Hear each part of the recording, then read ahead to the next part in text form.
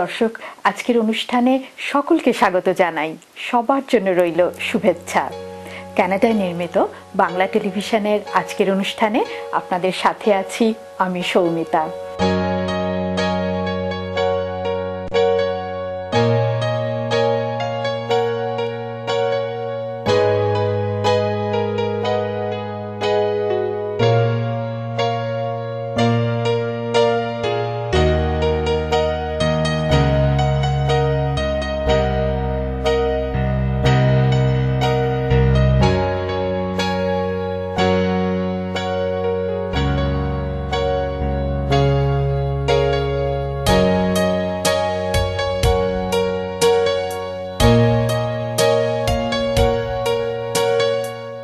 দর্শক, সম্প্রতি টরন্টোতে মঞ্চায়িত হল কবিগুরু রবীন্দ্রনাথ ঠাকুরের ছোট গল্প পোস্টমাস্টারের নাট্যরূপ।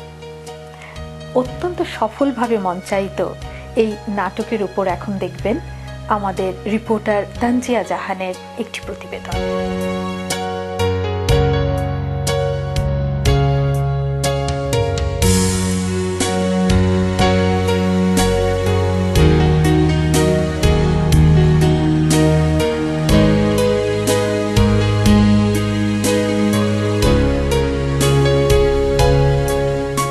গত ৪ জুন টরন্টোতে মঞ্চস্থ হয়েছে রবীন্দ্রনাথের গল্প অবলম্বনে নাটক পোস্টমাস্টার। মাত্র ২টি চরিত্রের এই নাটকটিতে অভিনয় করেছেন কাজী হেলাল ও তসনিম আহমেদ অর্নি। মূল গল্পের নাট্যরূপ ও নাটকটি পরিচালনা করেছেন আক্তার হোসেন। দাদা বাবু, এত দেরি করলে যে? পুকুর থেকে জল তুলে আনবো, চান করবে? হ্যাঁ, তাই ভালো রে রতন, একটু যদি জল এনে দিতিস। এই দিচ্ছি।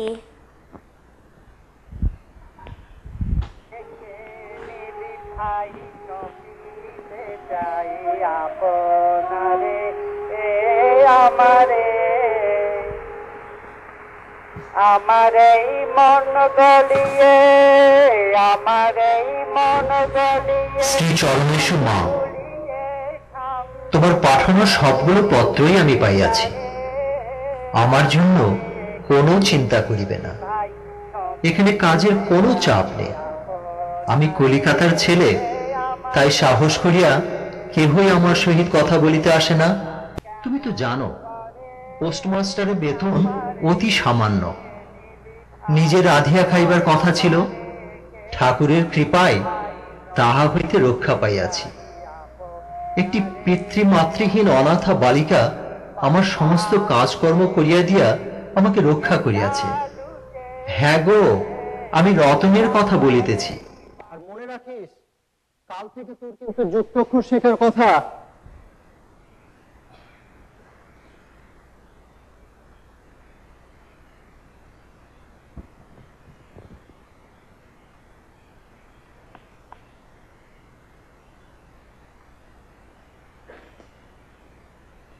ঠাকুর, আমার বাবা মাকে বলে দিও আমি লেখাপড়া শিখছি।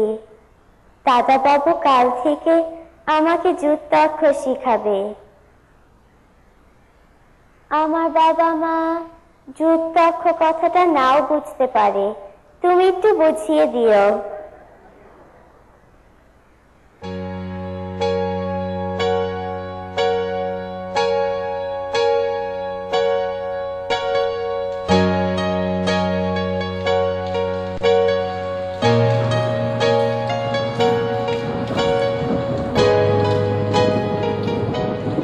নাটকটি আপনি দেখেছেন, অংশ নিয়েছেন, এটি দর্শক নন্দিত হয়েছে। নাটকটির বিষয়ে, উপস্থাপন বিষয়ে আপনার ভাবনা কি? হ্যাঁ, নাটকটি চমৎকার একটি নাটক। আক্তার হোসেনের নাটকটি একটি মঞ্চ সফল নাটক আমি বলবো। ভীষণ রকম ভাবে সফলতা পেয়েছে এবং দর্শক নন্দিত হয়েছে। সবচেয়ে ভালো লেগেছে আমার যে তিনি সময়টাকে দারুণভাবে তুলে ধরেছেন, সেই সময়টাকে, এবং সেই সময়টাকে ধরবার জন্য যা কিছু করবার মঞ্চে যেমন তিনি সাংকেতিক যে সেটগুলো তৈরি করেছেন, এটা আধুনিক থিয়েটারে কিন্তু বিরাট একটা অংশ সাংকেতিক সেট করা, সেই সেটটা তিনি করতে পেরেছেন এবং পোশাক আশাকের দিকে বিশেষভাবে নজর দিয়েছেন যে সেই সময়ের ধুতি, এবং সেভাবে পোস্টমাস্টারকে তিনি উপস্থাপন করেছেন। সংলাপ তিনি রচনা করেছেন, সবচেয়ে ভালো লেগেছে, এটাও আমার কাছে ভালো লেগেছে, সংলাপগুলো তিনি রচনা করেছেন রবীন্দ্রনাথের ভাষায়। অর্নি এবং হেলাল ভাই অপূর্ব করেছে, মঞ্চ অপূর্ব, ব্যাকগ্রাউন্ড মিউজিক অপূর্ব, সবকিছুই অপূর্ব। আমার শুধু মনে হচ্ছে যে অনেক মানুষ এটা দেখার থেকে বঞ্চিত হয়েছে, মানে এই ফ্লেভারটা আমরা আসলে সহজে পাই না। এবং অর্নি এ দেশে বড় হয়ে ওঠা মানুষ, সেখানে এসে যে এত সুন্দর করে সাধারণ একটা গরিব ঘরের মেয়ের চরিত্রটি ফুটিয়ে তুলতে পারবে, এবং হেলাল ভাইও সবকিছুর উপরে, মানে আর কিছুই বলার নাই, অপূর্ব ছাড়া। গত শতকের 40-এর দশকে বিশ্বকবি রবীন্দ্রনাথ ঠাকুর রচনা করেন পোস্টমাস্টার ছোট গল্পটি। কালজয়ী চলচ্চিত্র পরিচালক সত্যজিৎ রায় পোস্টমাস্টারের কাহিনী অবলম্বনের ছবি তৈরি করেছেন। ভারত, বাংলাদেশ সহ বিশ্বের নানা দেশে বিভিন্ন সময়ে এই ছোট গল্পটির নাট্যরূপ ও সফল মঞ্চায়ন হয়েছে। আমি প্রথম নাটক আক্তার ভাইয়ের সঙ্গে যেটা করলাম আলতা বানু, সেখানে একজন মোড়লের চরিত্রে অভিনয় করলাম, তারপরে একজন মধ্যবয়স্ক প্রেমিকের চরিত্রে অভিনয় করলাম, তারপরে যুদ্ধ শিশুতে আমি একজন ধর্মান্ধ ব্যক্তি সেরকম। এই নাটক, এই পোস্টমাস্টার নাটকে আমার যে চরিত্র পোস্টমাস্টার, এটা সারা পৃথিবী ব্যাপী সমাদৃত এমন একটি নাটক এবং নাট্যরূপ অনেক ভাষায় হয়েছে। আক্তার হোসেন যেভাবে এই নাটকটি নাট্যরূপ দিলেন, আমার প্রথমে ভীতি ছিল যে আমি এই চরিত্রের জন্য ফিট কিনা। আক্তার ভাই আমাদেরকে তৈরি করলেন, দিনের পর দিন, রাতের পর রাত আমরা সময় ব্যয় করলাম ওনার সঙ্গে। উনি আমাকে এবং অর্নিকে রতন হিসেবে তৈরি করলেন, যা স্টেজে যাওয়ার পরে আমরা যখন পারফর্ম করলাম তখন আমার অনুভূতি আস্তে আস্তে পরিপূর্ণতা পেল। যখন সারাটা তখনই বুঝতে পেরেছি যখন একটা মঞ্চায়ন হচ্ছিল অন্ধকারের মধ্যে, তখন আমি দেখেছি যে আমার ওয়াইফ চোখ মুছতেছিলেন, আমার পিছে যে আছেন আলিমুজ্জামান ওনার ওয়াইফ চোখ মুছতেছিলেন। তারপর আরও পিছিয়ে যেয়ে দেখি সবার মনটা খুব ঠান্ডা হয়ে আছে সবাই। এতে আমি খুব ভালো বুঝতে পেরেছি যে মানুষ খুব ভালো করেছে। এবং সবার শেষে যখন সবাই অ্যাপ্রিসিয়েশন করেছিল, ইভেন আমার চোখে পরম পানি এসেছিল সেই মধ্যে। গল্পের পোস্টমাস্টার কলকাতার ছেলে, কিন্তু জীবনের প্রথম চাকরিটি নিয়ে তাকে চলে আসতে হয় একেবারে গণ্ডগ্রামে। এই অজ পাড়াগাঁয়ের সবকিছুই তার কলকাতার জীবনের সম্পূর্ণ বিপরীত। গ্রামের এই শান্ত নিরিবিলি পরিবেশ, মা, দিদি, স্বজনদের অনুপস্থিতি পোস্টমাস্টারকে খুবই নিঃসঙ্গ করে তোলে। পোস্টমাস্টারের গৃহকর্ম এবং দেখাশোনার ভার রতন নাম্নী 13-14 বছরের পিতৃমাতৃহীন অনাথ এক বালিকার। তৎকালীন সামাজিক প্রথা অনুযায়ী ওই বয়সে রতনের বিবাহ সম্পন্ন হওয়ারই কথা, কিন্তু পিতামাতা বা উপযুক্ত অভিভাবকের অভাবে রতনের ক্ষেত্রে তা ঘটতে পারেনি। এবং অর্নির অভিনয় ছিল এত সাবলীল যে দর্শক সারিতে বসে আমার কিন্তু একটু মনে হয়নি যে আমি নাটকের নেপথ্যে কণ্ঠ দিয়েছি। আর এ ধরনের নাটকে আমি যে সুযোগ পেয়েছি তার জন্য নিজেকে অনেক অনেক ভাগ্যবতী মনে করছি। আর দর্শক হিসাবে বলবো, এ ধরনের নাটক আক্তার হোসেন ওনার কাছ থেকে আমরা আরও আশা করছি। স্নেহ মমতা বঞ্চিত নিঃসঙ্গ রতন এবং নিঃসঙ্গ আমাদের পোস্টমাস্টার, এই দুই মানব মানবী নিতান্ত প্রভুভক্তের বাইরেও ক্রমেই নিজেদের ব্যক্তি জীবনের নানা ঘটনা প্রবাহে একে অপরের জন্য অপরিহার্য হয়ে পড়ে। অপরিচিত গ্রাম্য পরিবেশ, জল বাদলের আবহাওয়া, ক্রমেই কলকাতার ছেলে পোস্টমাস্টারের শরীর ভেঙে পড়ে। রতনের প্রাণান্ত সেবা শুশ্রূষা সত্ত্বেও পোস্টমাস্টারের শারীরিক অসুস্থতার আশানুরূপ উন্নতি হয় না। অনেকটা বাধ্য হয়েই পোস্টমাস্টার চাকুরি ছেড়ে দিয়ে কলকাতায় ফিরে যাবার সিদ্ধান্ত নেন। বিদায়ক্ষণে রতনের তীব্র বিচ্ছেদ বেদনা, ভালোবাসা, পোস্টমাস্টারের হতাশা, দীর্ঘশ্বাস এই গল্পের মূল কথা। পোস্টমাস্টার নাটকের আপনি সফল মঞ্চায়ন করেছেন, নাটক নিয়ে আপনার ভবিষ্যৎ পরিকল্পনা কি? সফল মঞ্চায়ন কথাটা হয়তো একটু বড় মাপের হয়ে গেল, তবে একটা ভালো কাজ হলে তার প্রতি অনেকের আগ্রহ থাকে, সেটা আমি বুঝতে পারছি। সেই মাপে হয়তো পোস্টমাস্টারটা একটু সফল মঞ্চায়ন হয়েছে বলবো। ভালো কাজ না হলে বাংলা টেলিভিশন আজকে যে আয়োজন সেটা হয়তো করতো না। তো একটা গোষ্ঠীবদ্ধ কাজের স্বীকৃতি মিলল, অনেকে এটার সাথে জড়িত। ছোট মেয়ে অর্নি এবং অনেক ব্যস্ততম একজন ব্যক্তি কাজী হেলাল, তিনি যথেষ্ট চেষ্টা করেছেন। নাটকের আলোকসজ্জা যিনি করেছেন কাজী সুলতানা, তারপরে শব্দ নিয়ন্ত্রণ যিনি করেছেন কাজী লিটন, নেপথ্যে থেকে আমাদের রতনের মা রেবা ভাবি, উনিও যথেষ্ট কাজ করেছেন। তো সকলের সম্মিলিত প্রচেষ্টা এবং মেহরাব রহমান উনি কণ্ঠ দিয়েছেন। এই ছোট ছোট কাজ করার জন্য অনেক বড় পরিশ্রম, বড় সময় দিতে হয়েছে সবাইকে। তো আমি যেটা বলতে চাচ্ছি যে একটা টিম ওয়ার্ক, একটা গোষ্ঠীবদ্ধ কাজ সফল হলে এর সাথে জড়িত সকলেরই ভালো লাগে। সেই হিসাবে আমারও ভালো লাগছে।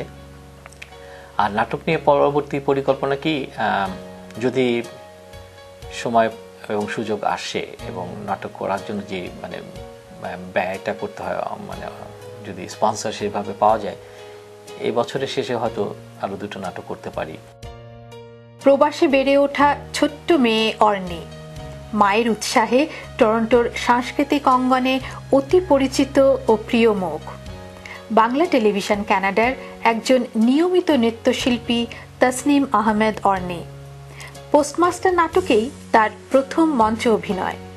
পিনপতন নীরবতায় টরন্টোর দর্শকেরা উপভোগ করেছে অর্নির অনবদ্য অভিনয়।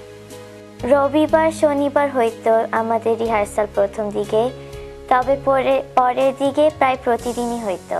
রিহার্সালের সময় যদি একটা কিছু আমরা করতাম, আক্তার আঙ্কেলের কাছে অনেক ভালো লাগতো, তাহলে আমাদেরকে $1 $2 করে দিত।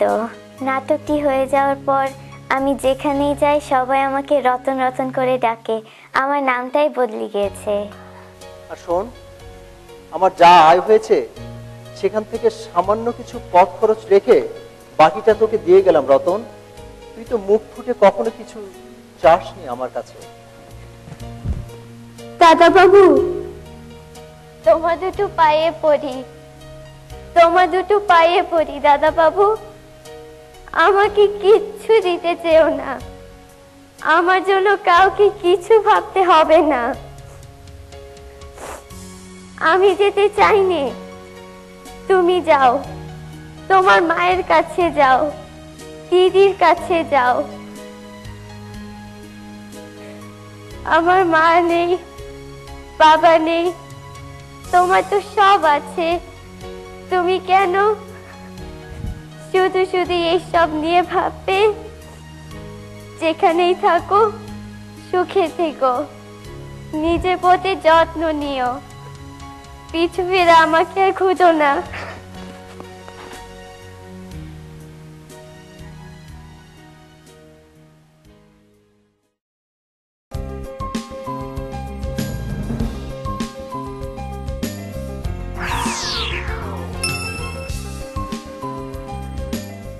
প্রণবেশ পোদ্দার দীর্ঘদিনের অভিজ্ঞতা নিয়ে আপনাদের সেবায়। আরইএসপি লাইফ ইন্স্যুরেন্স, আরআরএসপি নতুন ইমিগ্রেন্টদের প্রাথমিক সেটেলমেন্ট। আমি প্রণবেশ, আপনাদের সেবায় সব সময়। 3028 ড্যানফোর্থ অ্যাভিনিউ। পল্টু কুমার শিকদার, বাংলাভাষী কেন্দ্রিয়ান barrister, immigration, personal injury, criminal law, real estate সহ যে কোনো বিষয়ে আইনগত পরামর্শের জন্য নির্ভরযোগ্য ও বিশ্বস্ত। বাংলা মিডিয়া, বাংলা বই, পত্রিকা, গানের সিডি, নাটক ও সিনেমার বিপুল সমাহার। ড্যানফোর্থ ও ভিক্টোরিয়া পার্ক এলাকায় বাংলা মিডিয়ায় সাদর আমন্ত্রণ। 3000 ড্যানফোর্থ অ্যাভিনিউ, টরন্টো। বাড়ি কিনবেন? সে অনেক ঝামেলা। আমি আপনাকে সাহায্য করব। সঠিক বাড়িটি কেমনে খুঁজে পাবো? আমি আপনাকে সাহায্য করব। মর্গেজ পেতে তো অনেক সমস্যা। আপনার মর্গেজ সমস্যা সহ বাড়ি কেনা বেচার যাবতীয় পরামর্শের জন্য সাজ্জাদ একটি বিশ্বস্ত নাম। দর্শক, টরন্টোবাসী শ্রী নীলাদ্রি চাকি বিশিষ্ট সংস্কৃতিসেবী এবং বিশ্ব লোক শিল্পের সংগ্রাহক।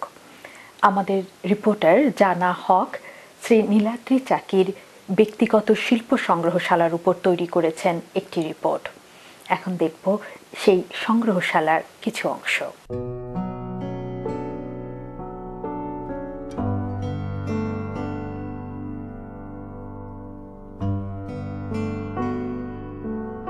তিনি বাংলায় কথা বলেন, বাংলার কথা বলেন তিনি।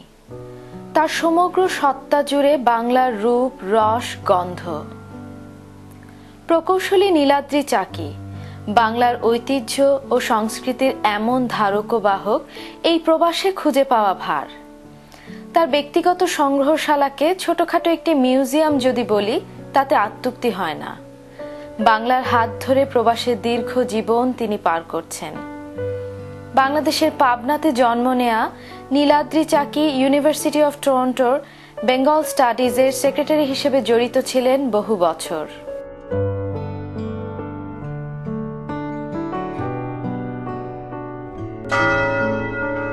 নমস্কার দাদা।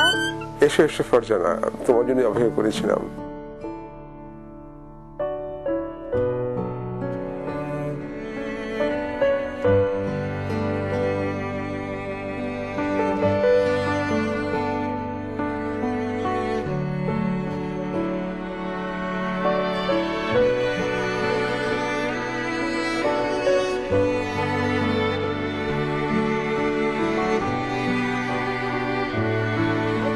আমার তো জন্ম পাবনা শহরেই বলতে হবে। আর আমি চলে আসি 1948 সাল নাগাদ, পার্মানেন্টলি চলে আসি। তখন আমার বয়স হয়তো 4-5 বছর মতন বয়স আমার। তারপর থেকে তো কলকাতায়, কিন্তু খুব কম বয়সে 23-24 বছর বয়সে, 24 বছর বয়সে আমি চলে যাই ইউরোপে। তো সেখানে কিছুদিন থাকার পরে কর্মসূত্রে এবং পড়াশোনার সূত্রে ইউরোপ থেকে তারপর এখানে চলে আসি। 1967 সালের শেষে আমি টরন্টো চলে আসি।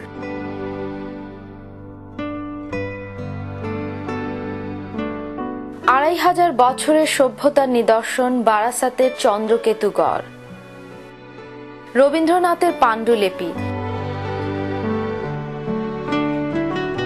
300 বছরের পুরনো পাবনা অঞ্চলের পুঁথি, কি নেই তার সম্ভারে। চাকরির সুবাদে ঘুরেছেন পৃথিবীর নানান দেশে, সংগ্রহ করেছেন সেসব দেশের লোকশিল্প, পুরাকীর্তি, পেয়েছেন অফুরন্ত মানুষের ভালোবাসা। 350 বছরের মতন পুরনো পুঁথি, বুঝতে পারছো তখনকার সময়কার পাতা। আর এই যে দেখো বাংলা ভাষাটা, তুমি দেখি এখানে ফার্সি ভাষায় লেখা রয়েছে কোনো নোট, মানে সেই সময় বাংলা ভাষার সাথে সাথে ফার্সি ভাষা চলতো। যাবতীয় অফিসিয়াল যা কিছু কাজ হতো সমস্ত ফার্সি ভাষায়। এটা দেখো রবীন্দ্রনাথের শেষ জন্মদিন, ওনাকে নিয়ে আসছেন জন্মদিনের পাশে যে ভদ্রলোক দাঁড়িয়ে আছেন উনি ক্ষিতিমোহন সেন, উনি হচ্ছেন যিনি নোবেল প্রাইজ পেয়েছেন অমর্ত্য সেন তার দাদু। 86 সালের যখন রবীন্দ্রনাথের উপরে করলাম এক্সিবিশনটা, তার আগে থেকে আমি ছবি জড়ো করছিলাম রবীন্দ্রনাথের শান্তিনিকেতনের উপরে। এটা যেমন ধরো নন্দলাল বসুর ছবি, গোপাল ঘোষের ছবি, এটাও গোপাল ঘোষ, ওগুলো রামকিঙ্কর, এগুলো শান্তিনিকেতনের উপরে বিভিন্ন সময়। তুমি দেখতে পাচ্ছ একটা মুখের অবয়ব এটার মধ্যে। এর কোনো মাটির মূর্তি ছিল 2500 বছর আগে এই নদীর ধার থেকে পাওয়া। বাংলার বিভিন্ন জায়গাকার, ধরো আমি অবিভক্ত বাংলা বলছি, পূর্ব বাংলা এবং পশ্চিম বাংলা মিলিয়ে সব জায়গাকার মা আর বাচ্চার ছবি, মা আর বাচ্চার মূর্তি আমার মনে হয়। আচ্ছা দেখো, এই ছবিটা দেখছো গান্ধীজির ছবি, এটা এঁকেছিলেন মুকুল দে। তা আমি যখন ছবিটা ওনার কাছ থেকে নিই, ওনার বয়স 96 বছর। আমি প্রশ্ন করেছিলাম যে দেখুন গান্ধীর এই হাতটা নেই কেন? উনি বলেন তুমি বুঝলে না, দেশকে স্বাধীন করার জন্য উনি এত জোরে চরকা ঘোরাচ্ছেন যে আমি হাতটা দেখতেই পাচ্ছিলাম না। এটা যামিনী রায়ের স্কেচ, জামিরা নিজেকে চিঠি লিখছেন, মানে যে আমি কৃতজ্ঞ পৃথিবীর সমস্ত মানুষের কাছে। আর উপরে ওইটা দেখছো শ্যামলীতে রবীন্দ্রনাথের পড়ার টেবিল, হ্যাঁ, শ্যামলী মাটির ঘর আছে, রবীন্দ্রনাথের পড়ার টেবিল। এটা হচ্ছে তাসের দেশের রাজা যামিনী রায়ের করা। আর এইগুলো হচ্ছে বিভিন্ন নন্দলাল বোস যামিনী রায়ের বিভিন্ন সময়কার ছবি। 2005 সালে ইউনিভার্সিটি অফ টরন্টোতে রবীন্দ্র ভাস্কর্য প্রতিষ্ঠার অন্যতম উদ্যোগী ছিলেন তিনি। এ উপলক্ষে বেশ বড় আকারের প্রদর্শনীরও আয়োজন করা হয়। সে উদ্যোগে সাথে ছিলেন তার সহধর্মিণী রানু চাকি। টরন্টোতে আমাদের প্রথম এক্সিবিশন হয় ইউনিভার্সিটি অফ টরন্টোতে 125তম রবীন্দ্রনাথের জন্মদিনে। তথ্য সংগ্রহ, রিসার্চ ওয়ার্ক আমার স্বামী করতেন, আমি সাজানোর দিকটা ভালো করে দেখতাম।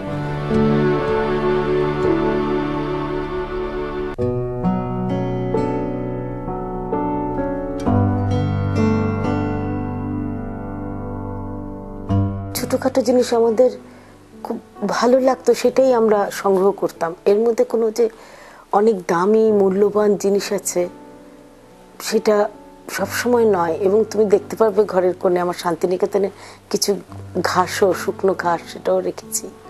ছোট্ট একটা পাখি কোথাও কোথাও, এই করে করে কি করে এত বড় হয়ে গেছে নিজেদের অজান্তে।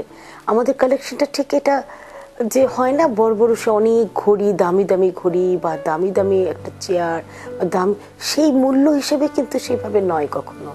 এটা হচ্ছে উইমেন স্টাডিজ এর উপরে যা কিছু আমাদের দেশে মেয়েদের উপরে কাজ হয়েছে, সব তো নই, এখানে কিছু কিছু রয়েছে। আচ্ছা, এটা হচ্ছে মিউজিকের উপরে কিছু রয়েছে, আর এটা হচ্ছে লোক সংস্কৃতির উপরে কিছু বই, সত্যজিৎ রায়।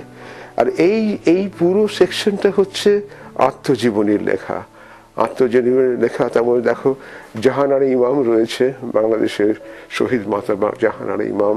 এই পুরোটাই হচ্ছে স্মৃতিমূলক বই, সবকিছুই রয়েছে। আর রবীন্দ্রনাথের বই শুরু হয়েছে আমার এখান থেকে শুরু হয়েছে। রবীন্দ্রনাথের এই জিনিসটা পুরো, এই আলমারিটা পুরো হচ্ছে রবীন্দ্রনাথের উপরে বই। নাটক সম্বন্ধে বই রয়েছে, আর এইগুলো হচ্ছে বাঙালি জাতির উপর রেফারেন্সের বই, বুঝতে পেরেছ? এই যে বাংলা সামাজিক ইতিহাসের পটভূমিকা, পুরনো বই, বাংলার সংস্কৃতি, হিস্ট্রি অফ বেঙ্গলি লিটারেচার, এই ধরনের বাঙালির ইতিহাস, আদি পর্ব, এইগুলো সমস্ত রয়েছে। আর এখানে গান্ধীর উপরে বই, এটা শরৎচন্দ্রের বই, আর এটা বাংলা যে ভাগ হলো তার উপরে কিছু বই। এটা শিল্পকলা, শিল্পকলার উপরে, সারা পৃথিবীর শিল্প, এই পুরো সেকশনটাই আমার শিল্পকলার উপরে।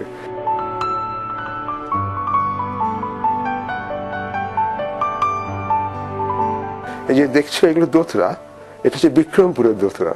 হ্যাঁ, এটা হচ্ছে দক্ষিণ বাংলার এই ধরনের দোতরা। আর ওখানে যেটা রয়েছে সেটা উত্তর বাংলার। তুমি চেহারা দেখে বুঝতে পারছো দক্ষিণ বাংলাটা একটা অন্য ধরনের হয়, আর উত্তর বাংলার একটা অন্য ধরনের হয়।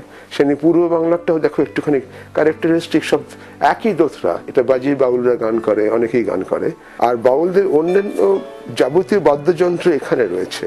এটা হচ্ছে আনন্দ লহরী, আর ওগুলো যা ওই যে কোমরের সঙ্গে বাঁধা থাকে বাউলদের সমস্ত।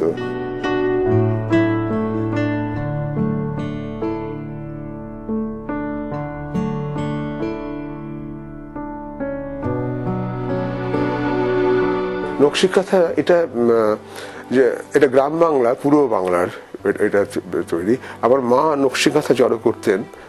আমার মা বেঁচে থাকলে ওনার 116 বছর বয়স হতো, বুঝতে পারছো? এটা তারও আগে। সুতরাং এটা আমরা বলতে পারি 150 বছরের পুরনো।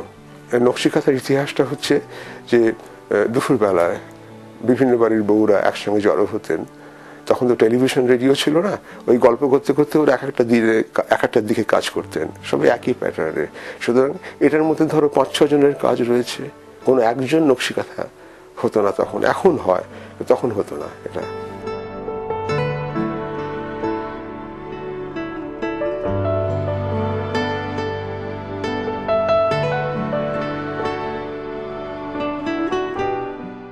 রানু বৌদির শিল্পী মনও পিছিয়ে নেই কোনো অংশে। নবাব সিরাজউদ্দৌলা, সম্রাট আকবর এবং টিপু সুলতান আমলের মুদ্রা, এমনকি বহু বছরের পুরনো নেপালি মুদ্রার সাথে চন্দ্রকেতুগড়ের সিলমোহর, পাথর যুগের তীর ধনুকের ফলা, 8000 বছরের পুরনো পুঁতি, ইনুইট মূর্তি এবং ভ্যাটিকানের পাথরের কাজ জুড়ে দিয়ে নকশা করেছেন তিনি নিজের গহনার।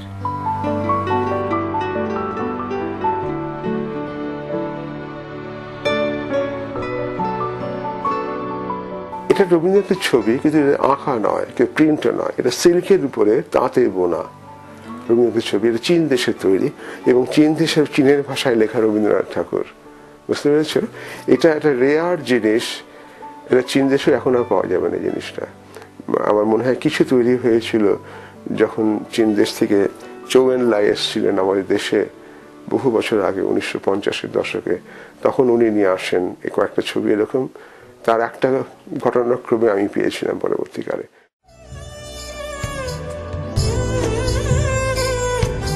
বিশ্বকে তিনি ঠাঁই দিয়েছেন তার চার দেয়ালের মাঝে। নীলাদ্রিদার সংগ্রহ দেখতে দেখতে কখন যে বেলা গড়িয়ে গেল টেরই পাইনি। ঘড়ির কাঁটা জানিয়ে দিল সময় হয়েছে ফিরে যাবার। নীলাদ্রিদা ও বৌদিকে অসংখ্য ধন্যবাদ জানিয়ে একরাশ মুগ্ধতা নিয়ে ফিরে চললাম নিজের গন্তব্যে। তাই ছেড়ে দিলে সোনার গৌ,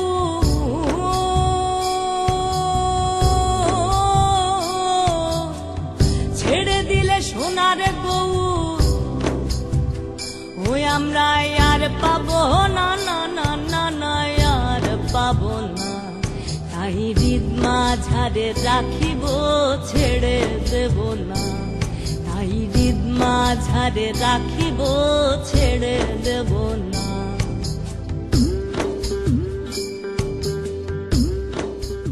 দর্শক, এই ছিল আমাদের আজকের আয়োজন।